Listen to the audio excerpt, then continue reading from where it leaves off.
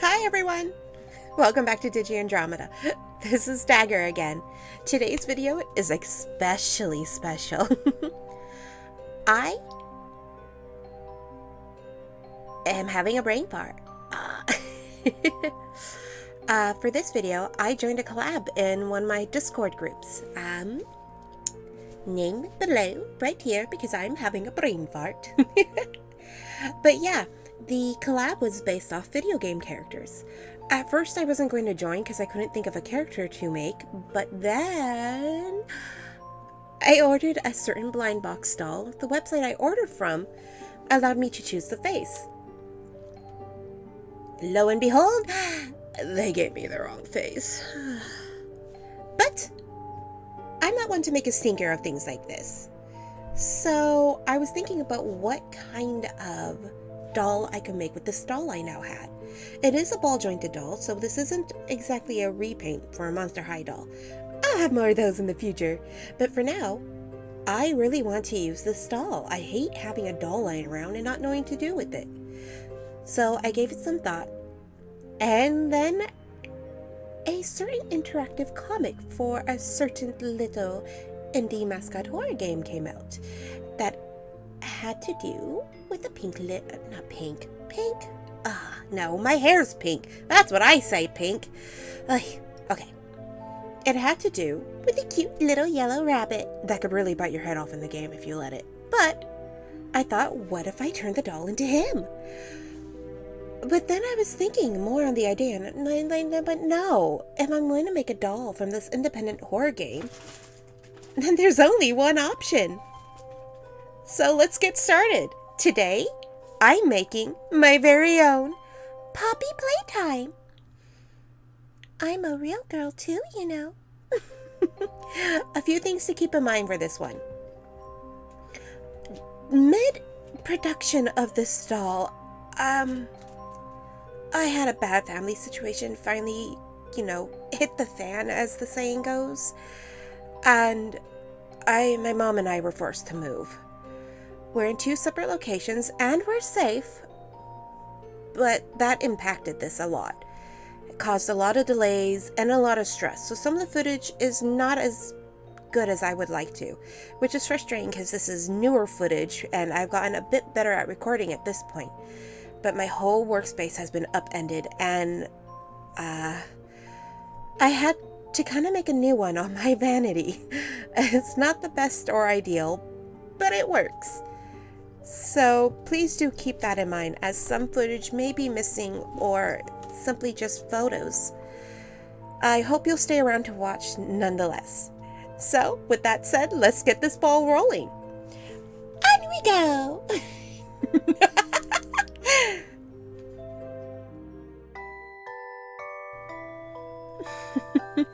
So I'm doing things a little out of order here.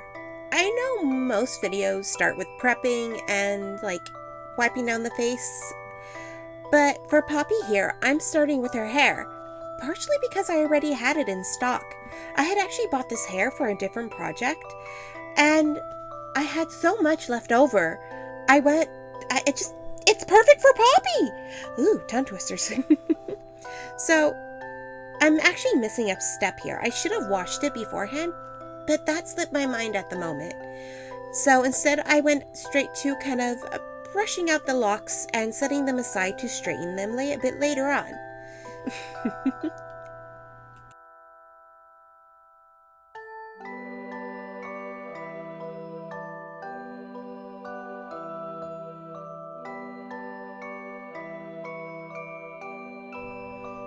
And here we are, using the straight iron to straighten out each and every lock of hair. Make sure the straight iron is on a low setting and test it on some kind of throwaway fibers that you're not planning to use. Well, I mean, technically you can use them, but test first. And with anything, be very careful when you're using something hot and powered by electricity. Don't be me. Don't have a coffee right next to the straight iron where you're working, or by your computer table for that matter. I don't know what I was thinking. I think I thought it would make the shot looked nice, but to be honest, I've had an issue in one of my other videos where I accidentally smacked over the cup of hot boiling water all over my keyboard. Next up is making the wig wefts themselves. Once the hair's been straight ironed, I go ahead and glue it to some plastic. If you pay close attention, you'll see that this little canvas is still wrapped in the plastic I bought it in. I bought it for a certain project I never got doing, and then just ended up using it for my wig wefts because it's already pre-wrapped in plastic. Don't need to fiddle around with saran wrap or cling wrap or whatever you use. First, I lay down some glue. I spread it around a little, then I lay the wig wefts on. Then I then I put a bit more glue and try to spread the ends of the wig wefts evenly without letting too much of the wig get try not to get too much glue. Try not to get too much glue on your hair. Sorry, I got a text message while I was trying to say that. Oh, I'm pretty chaotic if you can't tell. I'm very ADHD.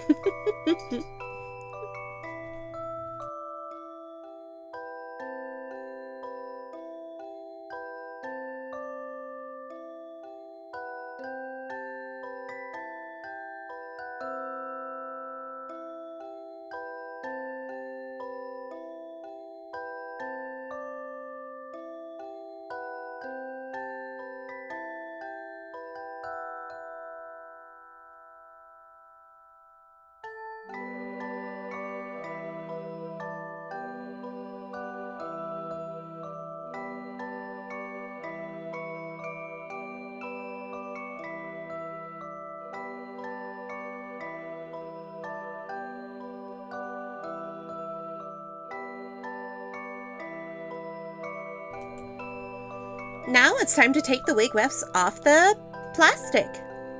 One by one, peel them off, being careful not to tear them.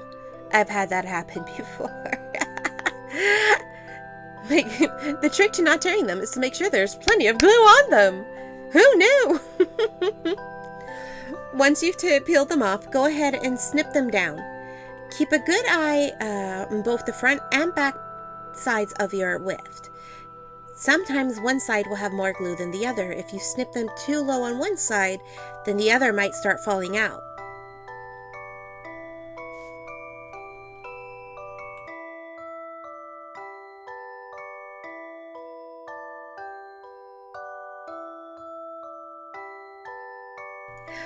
Once the wig wefts have been trimmed down, go ahead and place a plastic over your doll's head. This goes for both doll repaints and BJD customization.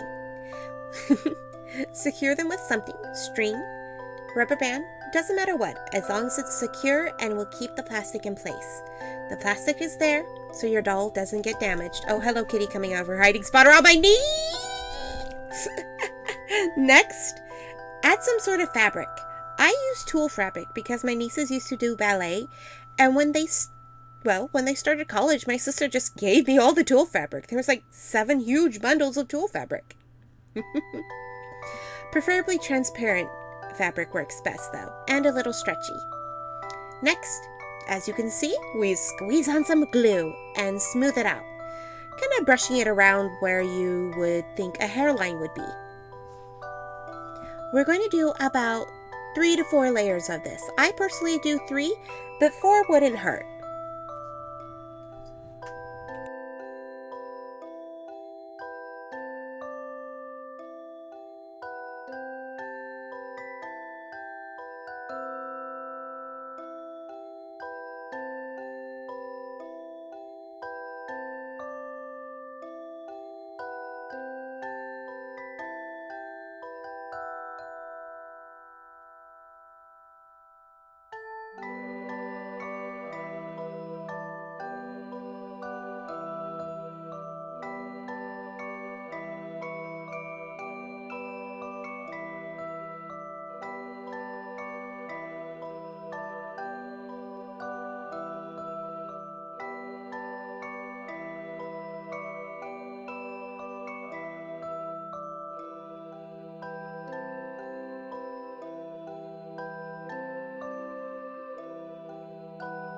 Now it's time to go ahead and mark where you're going to cut the wig cap.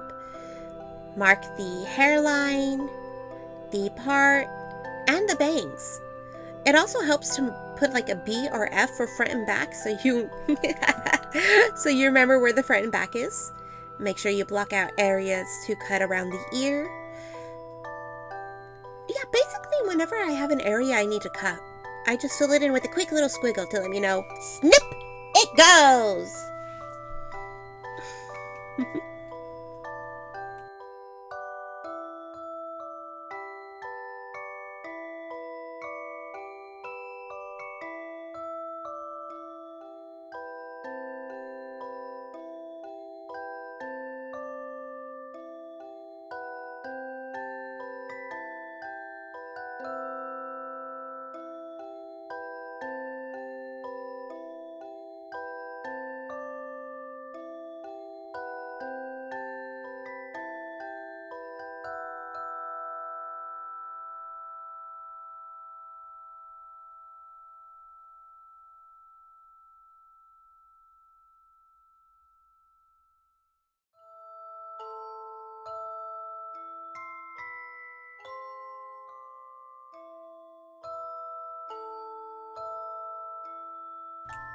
Once you're done with your marking, go ahead and take the rubber bands off.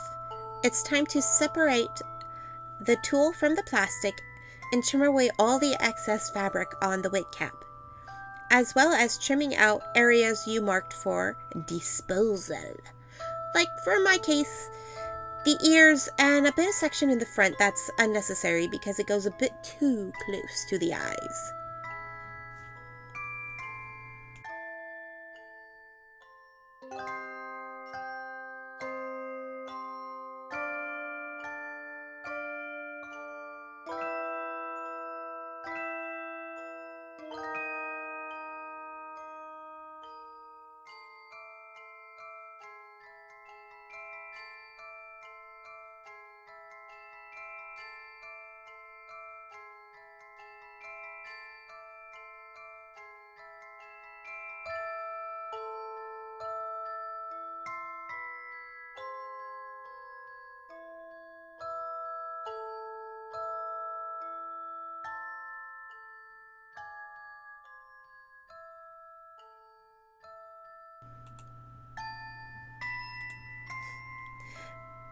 Once everything's trimmed up, go ahead and reapply the plastic. Remember, you want to protect your doll head from unnecessary glue and yarn fibers. I make a mistake a little later in the video where I forget to put the plastic back on. Once the plastic is on, re-put on your wig cap. Make sure it's nice and secure. Oh, right. And don't forget your references. References are very important. In my case, I had a ton of Poppy all over my computer screen. This helps when determining where to put the wig wefts, because I know where her hair flows now. So first, I'm starting with the bangs. Normally I start from the back, but Poppy's bangs are really important. I say that because I normally don't do bangs like this. I normally either don't do bangs at all, or do them off to the side, or something simple and easy, like a straight cut. But Poppy's bangs are very stylized. That's the word I was looking for. Her bangs are very stylized, so I start from there to make the process a little bit easier on me. That way I can put them in the right angle to get the desired effect. I'm not too sure it came out very well, but I'm pretty okay with the results for now. Maybe one day I'll go back and retweak it, but for now, good enough is good enough.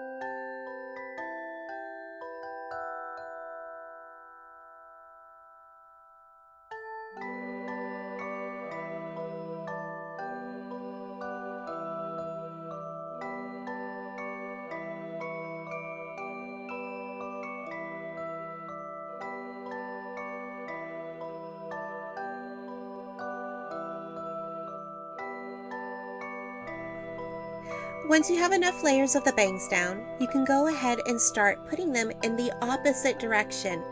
There's a reason for this. Eventually, I'm going to turn the whiffs over, and it will create a hairline, pretty seamlessly. It's not perfect, not by a long shot, but it does the job well enough. And keep this in mind, because this isn't the first time we're going to do the opposite weft technique. Basically, I just do this all along the bangs.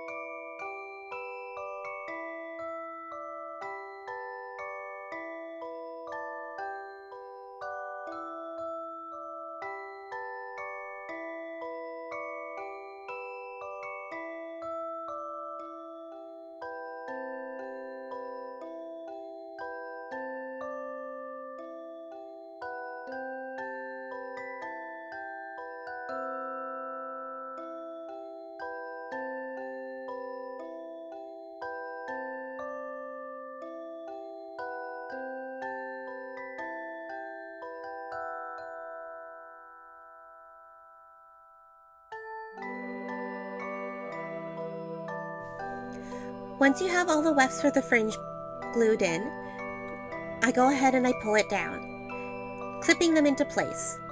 This keeps it out of the way of the rest of the wig wefts when I do the rest of the wig. It also helps kind of pre-style it a little, since the gravity will help bend the wefts into the right shape, just a bit.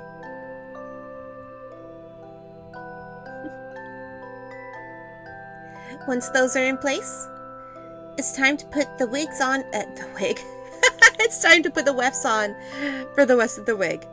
I'll be doing her signature, are they pigtails or ponytails? There's two of them, but I'll be doing two of them. Put down along the lines of the hairline. This is why it's important to mark them. And I do that all along the hairline, from the front to the back and all the way to around the ear. And these ones for the top are actually for Poppy's left-hand side. Remember the technique I used for the... Oh, of course you remember, I just said it. We're going to go ahead and pull these wefts towards the left to make a seamless hairline, or almost seamless.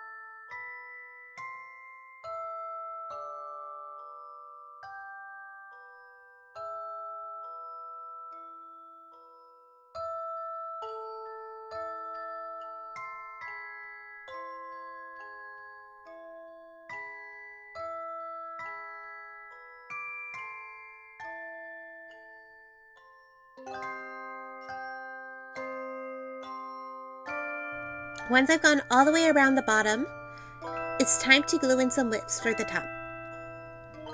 Again, I'm putting them in backwards so when I pull them over, there'll be a nice little hairline. Using my admittedly decently sized fingernails to get them in place. I miss having long nails. Continue doing this all the way around.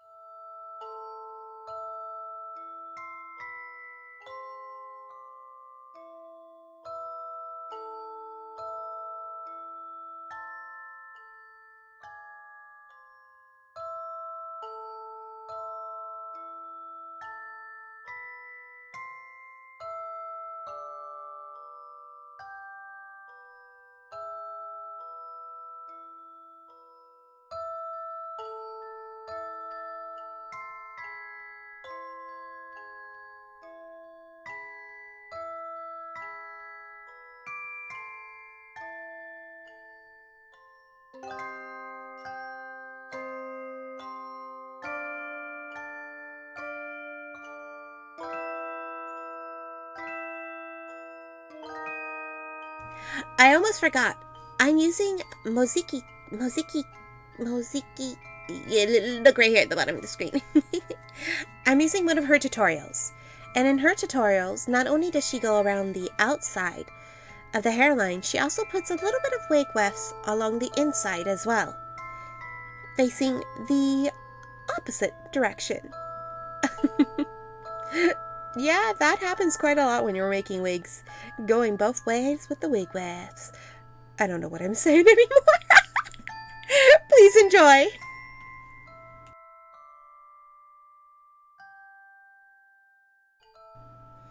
Also, before I forget, Toothpick your friend. Toothpick is very much your friend.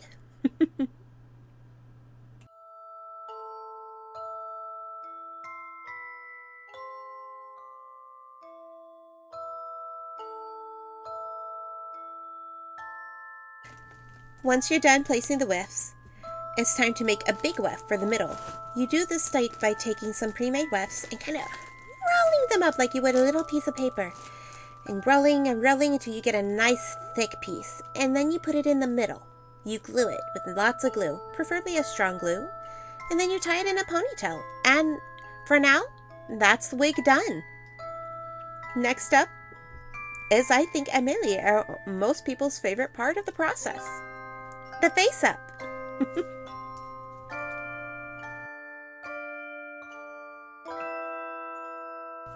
For Poppy's face up, I'm keeping it relatively simple. She's a doll in the game, so I'm giving her some cartoonishly rosy cheeks. I'm going to be completely honest here. Her lips gave me a really hard time. It took forever for me to get them right. Mostly because when you're working on a doll, whether it be a fashion doll or a BJD, most if not all of them have sculpted lips. But this little cutie right here is more or less flat in the lip area, so I can give her whatever lips I want. And I'm not used to that.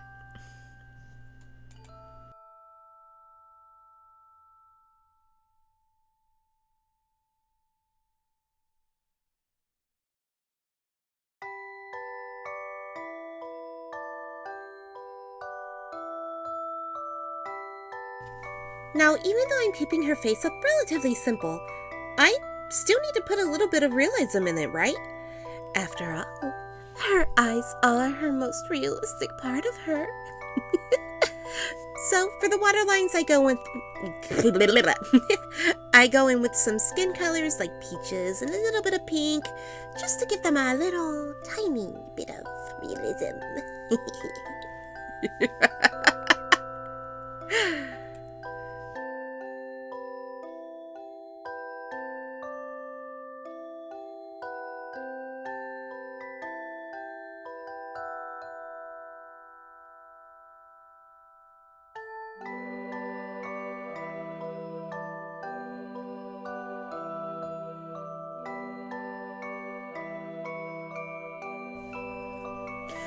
For Poppy's eyebrows, I'm actually deviating a bit from what's in-game. In-game, they're just simple, kind of sculpted on 3D black eyebrows. But here, I decided to make her eyebrows the same color as her hair. I mean, she's a real girl too, you know.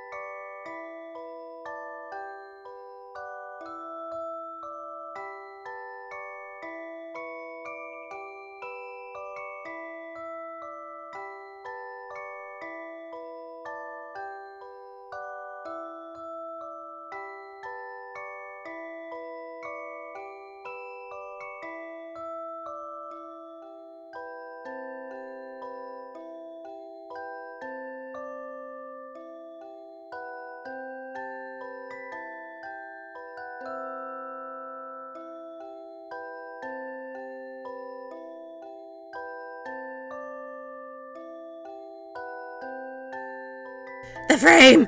The frame! I'm so sorry. She's out of camera.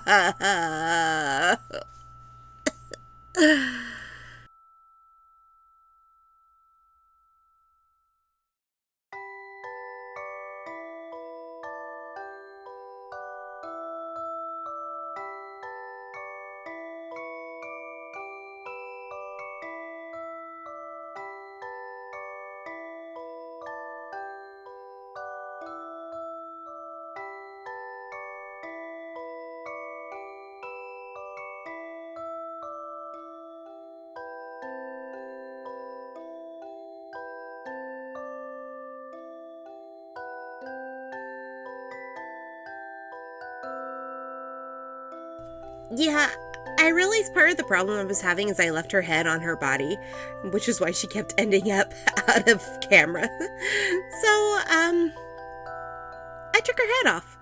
And she still almost ends up off camera. Hey, I'm still learning how to use it. What can you do when all you have is a webcam?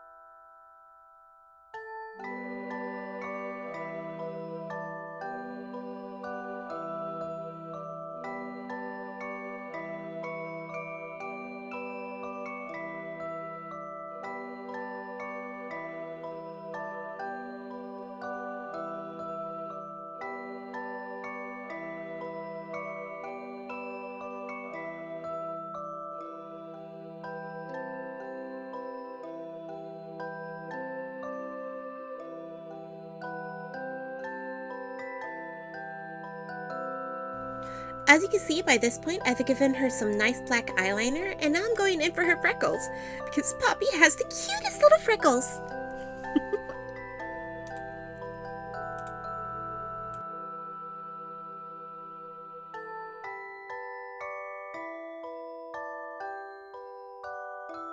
And now, what was probably the most difficult part of this face-up, her lips.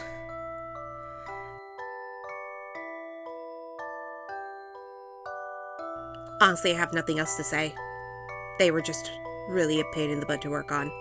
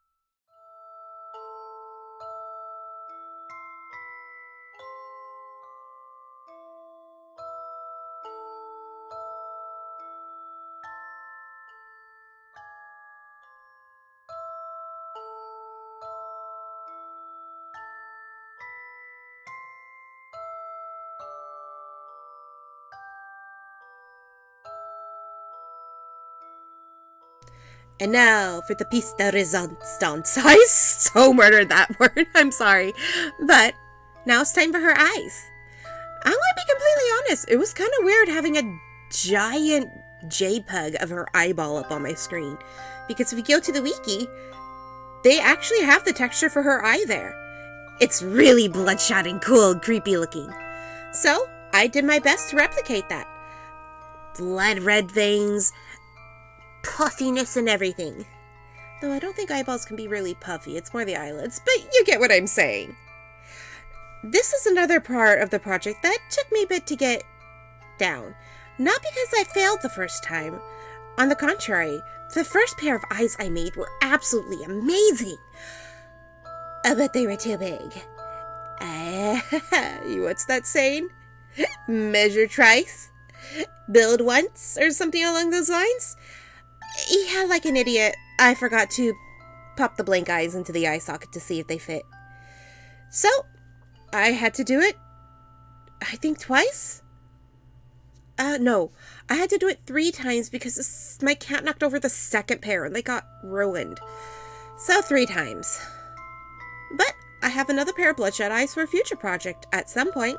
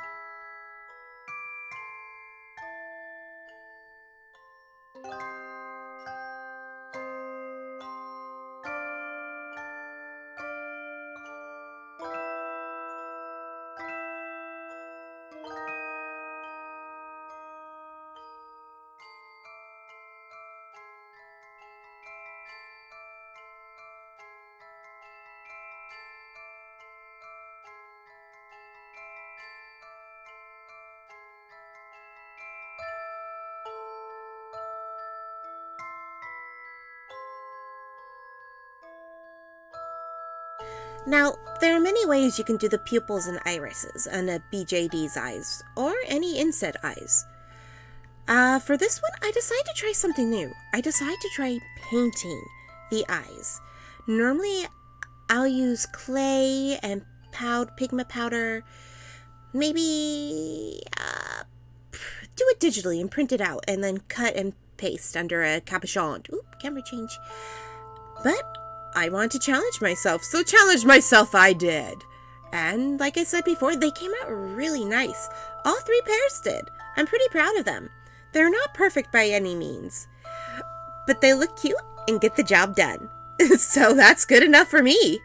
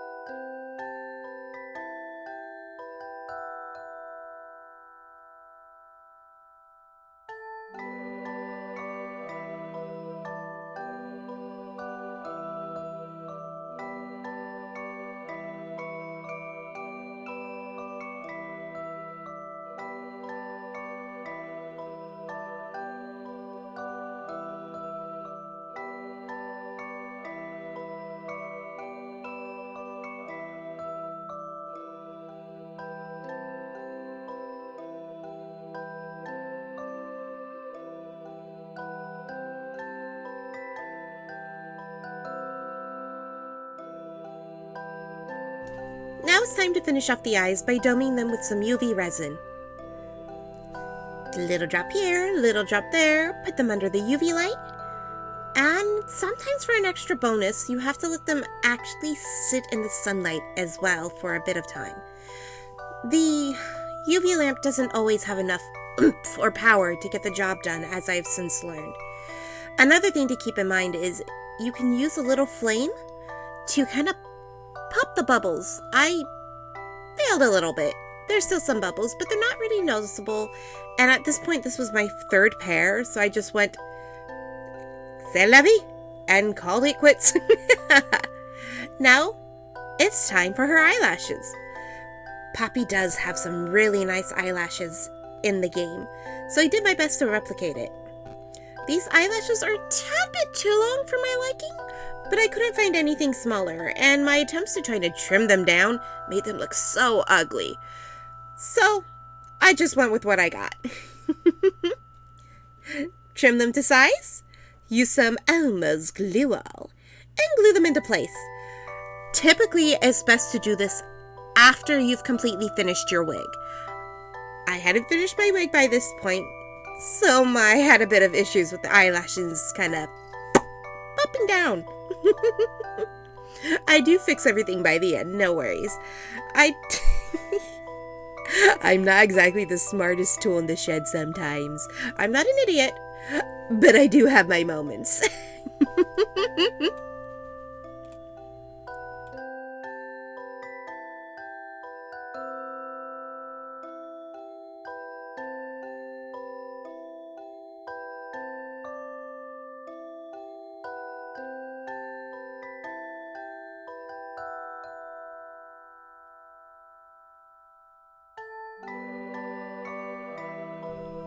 And last but not least, it's time to finish off the wigs.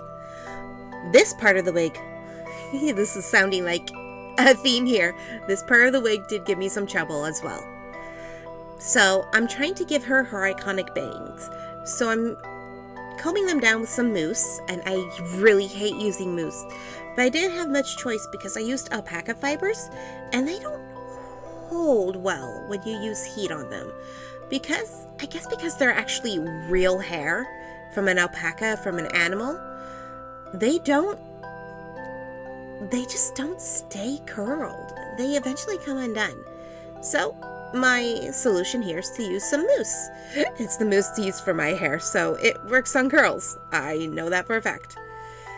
So trim them down, mousse them into place, and then eventually I stick a plastic over them to kind of help them keep in place. I don't have thinning shears, so I'm trying to use the X-Acto blade to the best of my ability, which is a little bit hard to do, but hey, it works.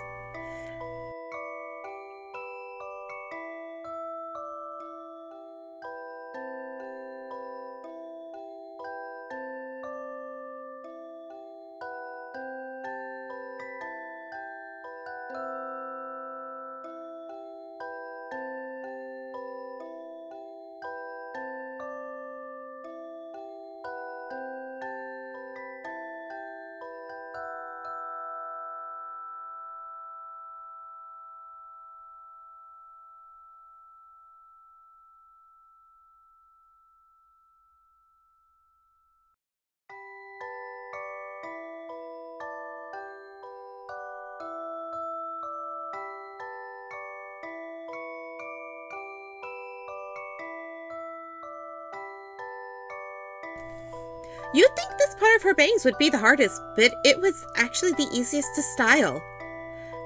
Just did this in the direction I need to do it, put a little bit of mousse, a little bit of curl, and voila, it was done.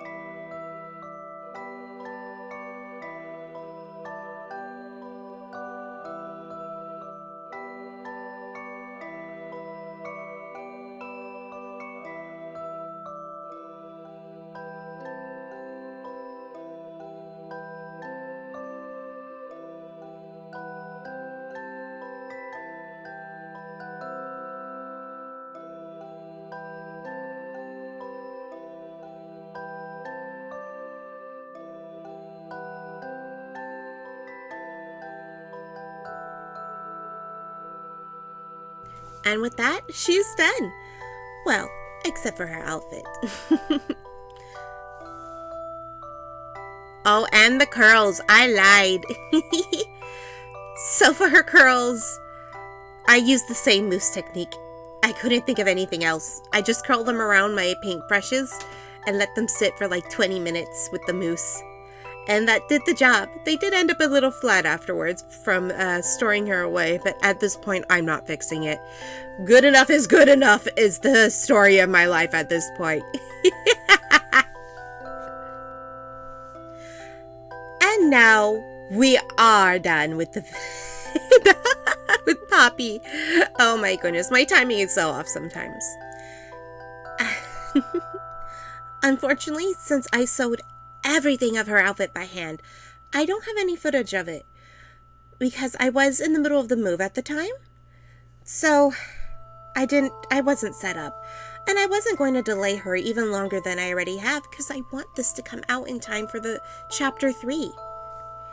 So here are some photos of her with her outfit. Remember, everything was sewn by hand. Absolutely everything. I did use some pre-existing patterns, but a lot of it was heavily edited. Like those weird little ruffles she has on her sleeves. I don't know what those are. But I just cut some kind of crescent moony shapes and hemmed them together. There's a lot I could have done better, but this was my first time like heavily editing an outfit and trying really hard to make it as accurate as possible. So I think for a first time it came out well. I did tack the ribbons to the front of her skirt to keep them in place, but I don't really like the way that looks, so I might untack them in the future. But here's Poppy Playtime. As always, here are the credits. All the assets I used, right here, right here. My information on the bottom, as well as useful links in the description box. Thank you so much for watching all the way to the end. I know this was a really long video, and my outro isn't making it any shorter. But really, I really appreciate it. Thank you so much. You guys have a wonderful day, and I'll see you in the next video. Bye-bye.